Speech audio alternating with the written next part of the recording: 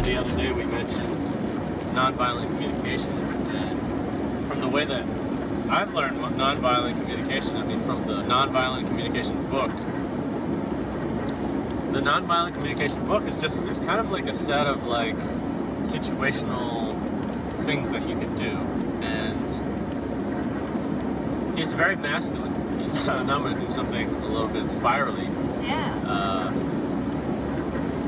Before I knew about feminine and masculine, I was feeling the feminine and masculine out of balance for me.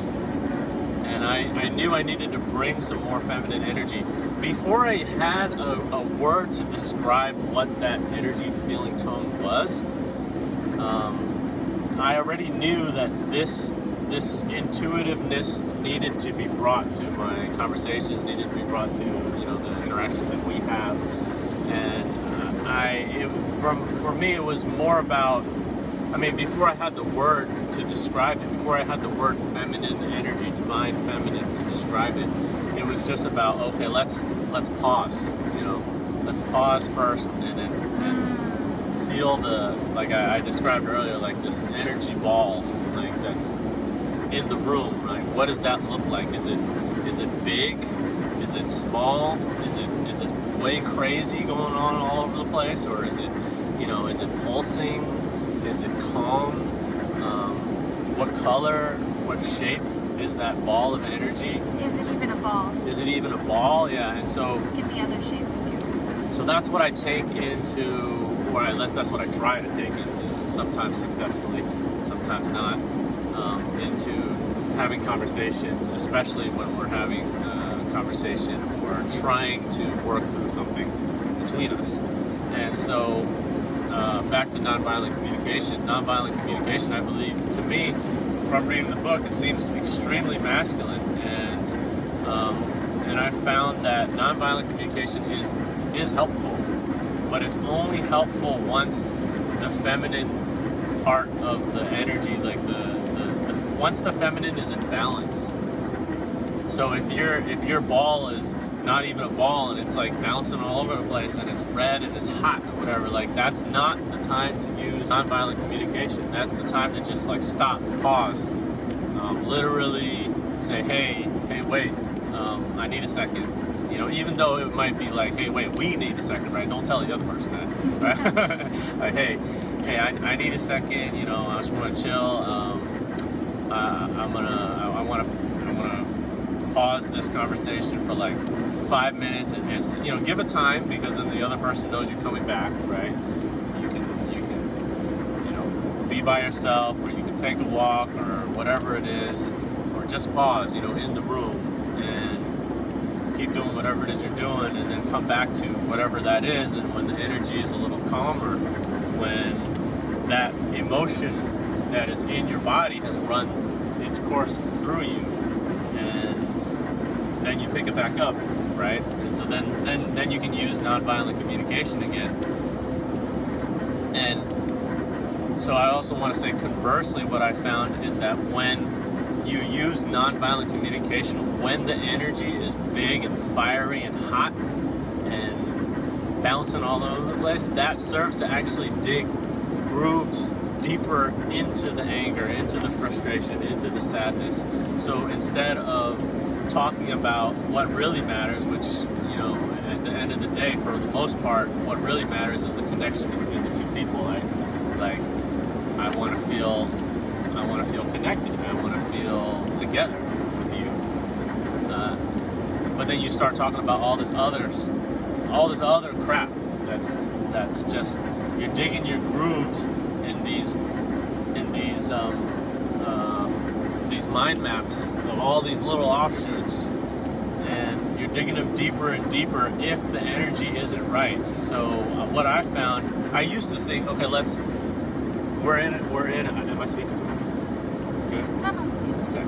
I used to think that when we're in a fight, right, we just talk through it, right? We just kind of, let's get down, let's conversate, let's talk until we figured everything.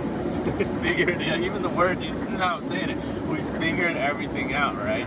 And we can And work. if I want to stop and take that pause, Right. you're like, no, we gotta talk. We gotta talk. We gotta do this. So I've now found that it's more helpful to be on the flip side of that. To instead of do the masculine and then worry about the feminine later. So I used to think, okay, let's talk about everything, and then we can do our emotion practices, either through it or after it. And now I found it's actually better to just pause, to just straight up stop, do those whatever practices that you have for yourself for the feelings and that work in your physical space, that work in your body, emotions that are usually held, in your chest and stomach and your throat and stuff like that. Do that first, and then come to talk about whatever it is that you're talking about. Yeah, because with Ray and I especially, so my patterning is, like, some of my deepest patterning has been this belief that the words coming out of my mouth don't make sense. And I very, here, I'm even feeling my throat, when I'm triggered, get really tongue-tied. And it feels like this young child who can't come up with the right words. I literally trip over the words with my tongue. They won't come out right. I say it in almost like a young babyish way. And I just try really hard because he wants to talk with me. And so he's asking me, what did you mean by that? Or why didn't you answer my question, or answer my question? And I'm trying, but we literally lose connection to the parts of our brain disconnects from those parts in us that allow us to flow. And I think on the spiritual, energetic level, what's happening is really that disconnect is not allowing you to tap into the source energy that's flowing through you, meaning I can't effortlessly channel what I want to say or what's going on for me, and my physical body is jamming up. And so when we do try to do that, it's not helpful anyways, because I'm not able to spit it out. And then that triggers my young wounded self, who says, what you say, doesn't matter, what you say doesn't make sense. And then I feel that from him, because then he's even more confused. And so I judge myself harshly and think I'm not enough, I'm not valid, I can't speak properly, and that causes further shutting down. So it's like this loop. So it's definitely not the place of being able to find connection, because I'm not having it with myself. And so only when I first pause and say, hey, I'm really stuck, I need space, and then I look inside, ask myself what I need. Well, first of all, what am I feeling? And then what do I need? And then give that to myself. Then it's boom, the wisdom comes of oh, when I was saying all that stuff, this is what I meant. And oh, then you start using the nonviolent communication of I observed this in my reality. This is what I tried to do. This is what I perceived of you, or what I was believing happened. And this is what I hope for, or what I'm requesting from you. Yeah. And it's my patterning too to be confused. It's my patterning too to just harp on the words. Oh, you said this. What you mean by that? Hey, well, how about what you said 2 minutes ago? Are those connected? Are those not connected? Are you contradicting yourself? You're contradicting yourself. And he makes these faces huh? Huh? And then gets really sarcastic, oh, so you mean, okay, so dragons say this. That comes out a lot.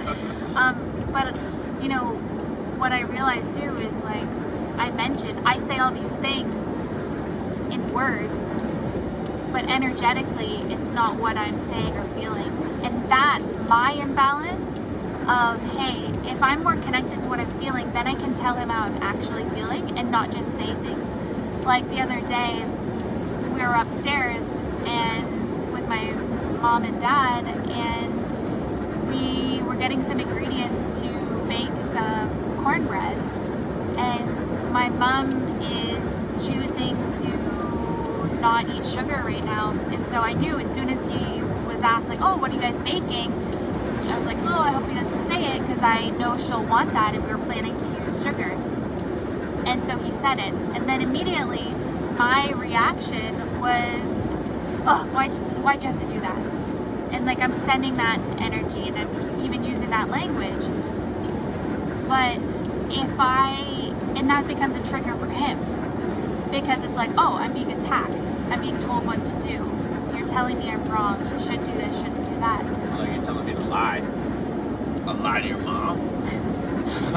But yeah, it's that energy that I just, Yeah, and then that's my patterning of, instead of being reactive with my words and like condemning him for doing something wrong, if I actually got in touch deeply, which we did later, what I realized, what I was actually trying to communicate was, oh, like, I'm scared, you saying that makes me a bit, fearful and sad, because I really want to protect my mom, and she's been doing so good, and she has made great decisions, but I don't want to put these things right in front of her, and I want to, I love her, and I'm proud of her, and I want to be with her on this. So, next time, can we just not mention those things in front of her? And like, if I had have said that later, it would have been an entirely different conversation, which it was, and it unfolded so quickly once we realized what I actually meant by that. And instead, what I did is I reacted and I condemned him, and I said things that weren't actually what my heart really meant. And that takes practice to just slow it down, get in touch, and then speak from that place. Yeah, and I want to mention that on my side, it's completely the same too, because for me, usually in those conversations, what I'm actually feeling, if I actually feel into it, I'm actually feeling like I'm sad, I'm scared. Like, I wanna be connected to you. Like I said earlier, I guess, like, I wanna be loved. That's the feeling that I have. But instead, I talk about, cornbread, or lying, or whatever it is, whatever it is that we're talking about, No one gets cornbread. No one gets cornbread. She doesn't get cornbread, none of us get cornbread. And he proceeded to repack all the ingredients back.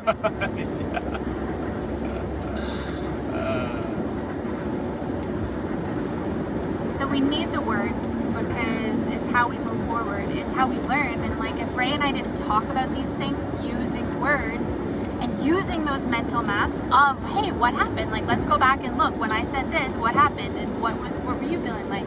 Like, all of that analysis, that masculine energy, intentionally looking at it like that, allows us to then practice or plan, because masculine energy is planning for next time to do better. It allows us to take a more wise or skillful and loving approach next time. So that's, we bring that in continually. But like Ray said, in those moments, it's like, hey, we gotta drop into the feminine. We don't need words in this moment. What we need is just to be with, and then we can practice expressing, hey, I'm feeling this. Yeah.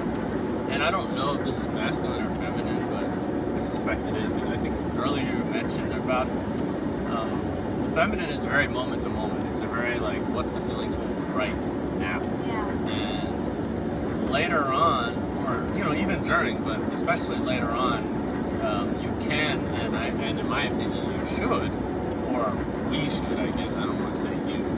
You can do whatever you want, but we should learn from them in a practical masculine way. Mm-hmm. Like, what can we talk about that will help us next time? Yeah. And that is masculine. That's structure. But it's good. You definitely need both. Yeah.